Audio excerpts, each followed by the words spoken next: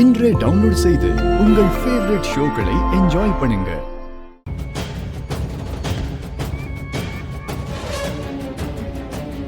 என்ன வான்மதி,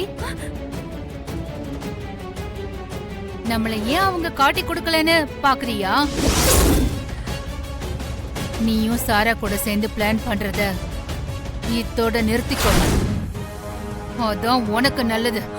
ஐயோ அத்தை, அதெல்லாம் எதுவும் இல்ல. உன்னை பத்தி எனக்கு நல்லா தெரியும். உன்னை எதுக்காக இங்க கூட்டிட்டு வந்தேன்னு தெரியுமா?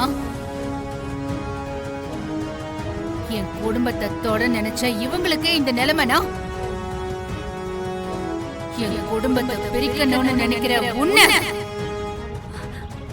நான் என்ன பண்ணுவேன்னு யோசிச்சுக்கோ.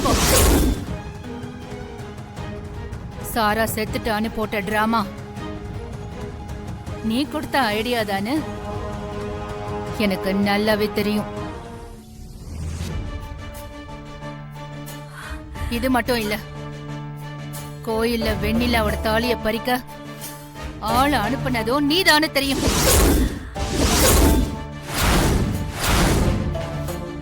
இதெல்லாம் தெரிஞ்சும் ஏன் அமைதியா இருக்குன்னு பாக்குறியா?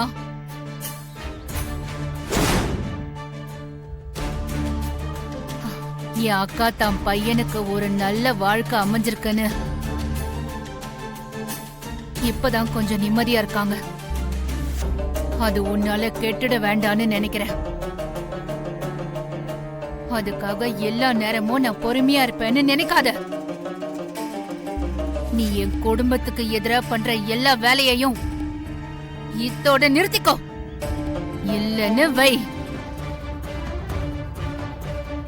நான் சொன்னா கௌதமே உன்னை தலை கீழா கட்டி தொங்க விடுவான்.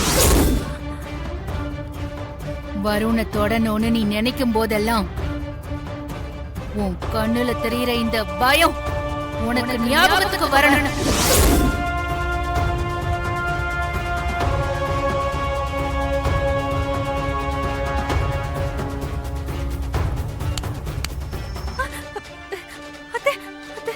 போய் வண்டியில ஏறு.